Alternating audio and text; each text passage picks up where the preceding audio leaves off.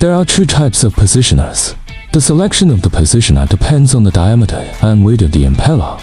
The positioners are designed as Type L and Type H. We will pre-program the welding procedure to prevent thermal deformation and displacement that often occur after welding. Equipped with AI algorithms, it can accurately identify the start and end points even in the presence of oil contamination. Auxiliary positioning helps reduce positioning deviations.